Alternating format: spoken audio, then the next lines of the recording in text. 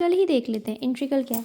Integration is the inverse process of differentiation. देखिए मैं आपको सिर्फ एक बात बताना चाह रही हूँ, चाहे आप यूपी बोर्ड का स्टूडेंट हो चाहे आप सीबीएसई बोर्ड का स्टूडेंट हो, सिर्फ लैंग्वेज का अंतर है, क्वेश्चन वही रहते हैं। मैथमेटिक्स जो है वो हिंदी और इंग्लिश लैंग्वेज में नहीं होता है। आपको सिर्फ फॉर्मूले पता होने चाहिए और क्वेश्चन को किस तरीके से हम सॉल्व कर सकते हैं ना, ईजी वे, टिप्स और ट्रिक्स से हम सॉल्व कर सकते हैं। कहते हैं कि बोर्ड स्टूडेंट्स को ये नहीं होना चाहिए, लेकिन बोर्ड स्टूडेंट्स को ईजिली किस तरीके से सॉल्व किया जाना चाहिए आपको ये पता होना चाहिए। देखो हमें पता है integration is the inverse process of differentiation. Integration जो होता है वो डिफरेंशिएशन का इनवर्स प्रोसेस होता है। आप सिंपल लैंग्वेज में याद कर सकते हो कि इंटीग्रेशन उल्टा होता है डिफरेंशिएशन का। अब देखिए, अब हम पढ़ते हैं D by D X F X plus C F dash X बराबर क्या होता है हमारा एफ एक्स प्लस सी हमारा क्या हो जाएगा। अगर आप इंटीग्रेशन में ये सी जो है वो क्या होता है बेटा, आर्बिट्रेरी कांस्टेंट होता है, ठीक है। अब आपको मैं सिंपल आज सिर्फ और सिर्फ प्रॉपर्टीज़ पढ़ाऊंगी, कुछ फॉर्मूलेज पढ़ाऊंगी, एक्सरसाइज हम कल करेंगे, ठीक है। अब है properties of indefinite integral. Indefinite integral की प्रॉपर्टीज़ क्या होती है। The process of differentiation and integration are inverse process of each other.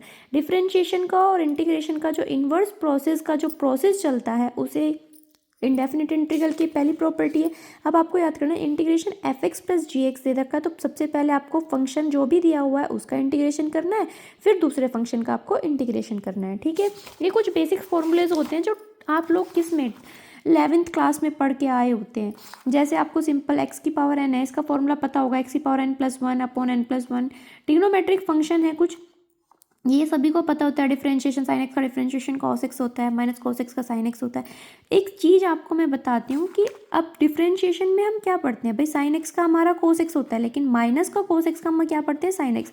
और इंटीग्रेशन में क्या हो जाता है बेटा, उल्टा हो जाता है। कोस एक्स का क्या होता है, साइन एक्स, लेकिन साइन एक्स का क्या आ जाता है, माइनस का कोस एक्स। आपको सिर्फ ये चीज़ याद रखनी है, जो भी चीज़ हमारी माइनस में होती है, जैसे डिफरेंशिएशन हमारा माइनस का कोस एक्स हो गया, कोसेक एक्स हो गया, कोट एक्स हो गया, ये सब हमारे क्या होते हैं, माइनस में चलते हैं। लेकिन अब इसमें इंटीग्रेशन में अगर हम आके देखें, जैसे कोस एक्स कोट एक्स हो गया तो ये भी माइनस का हो जाएगा, और हमारा कोसेक स्क्वायर एक्स होगा तो ये भी हमारा क्या हो जाएगा, माइनस का कोट एक्स प्लस सी हो जाएगा।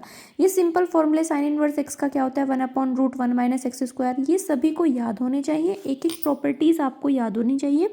उसके बाद में लोगारिथम फंक्शन तक, हम यहाँ तक तो 11th क्लास में पढ़ते हैं, लेकिन इस 12th में हमारे पास क्या जाता है, इंटीग्रेशन बाय सब्स्टिट्यूशन।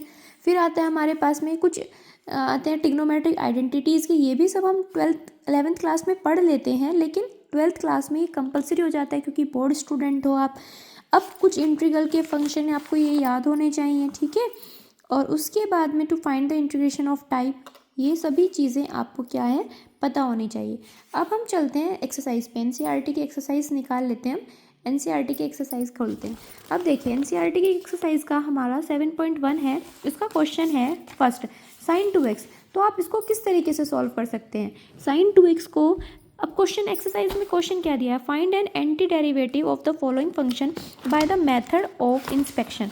तो आप इस क्वेश्चन को किस तरीके से सॉल्व कर सकते हैं भाई। एक चीज़ तो हमको पता होती है, साइन 2x का फॉर्मूला क्या होता है, 2 sin x cos x भी हो सकता है। लेकिन अब हम सॉल्व करते हैं। देखो अब मैं आपको सॉल्व करके दिखाती हूँ कि किस तरीके से आप इस क्वेश्चन को सॉल्व कर सकते हो। तो फर्स्ट क्वेश्चन आपको क्या दिया है, फर्स्ट क्वेश्चन आपको दिया है भाई साइन 2x, क्या दिया है, साइन 2x। तो आप इसको किस तरीके से सॉल्व कर सकते हैं। तो सिंपल, आप सबसे पहले क्या करेंगे, डिफरेंशिएशन करेंगे, डी बाई डी एक्स। आप क्या लिखेंगे यहाँ पे, कोस 2x। और कोस 2x का सभी को पता है, सभी फॉर्मूले पढ़ के आए हैं। तो क्या फॉर्मूला होता है कोस 2x का, माइनस का 2 साइन 2x। अब बेटा दोबारा से हम D by D x of क्या करते हैं, हमारे पास में क्या आ जाएगा, माइनस का 1/2 कोस 2x। क्या आ जाएगा हमारे पास में, साइन क्या आ जाएगा बेटा 2x। हमने क्या किया, इस 2 को हम इधर की तरफ ले आए तो माइनस का 1/2 कोस 2x आ गया। अब आप सभी को पता है कि अब हमें क्या करना है, इंटीग्रेशन करना है, तो एंटी डेरिवेटिव सॉल्व करना है। साइन 2x का आपके पास में क्या आ जाएगा बेटा, माइनस का 1/2 कोस 2x प्लस सी, हमारे पास क्या आ जाएगा, आंसर।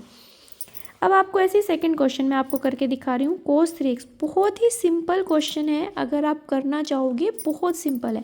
तो सबसे पहले आप कोस 3x को क्या लिख सकते हो बेटा, D by D x of, क्या लिख सकते हो कोस 3x को, हम लिख सकते हैं साइन 3x। क्या लिख सकते हैं हम, साइन 3x।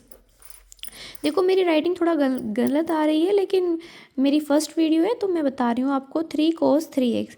अब देखिए cos 3x का फॉर्मूला क्या हो जाएगा बेटा, इस 3 को हम कहाँ ले जाएंगे, उधर ले जाएंगे तो 1/3 हमारे पास में क्या आ जाएगा, 1/3 साइन d/dx ऑफ क्या आ जाएगा हमारे पास में sin 3x। अब cos 3x का हमारे पास में क्या आ जाएगा बेटा, d/dx ऑफ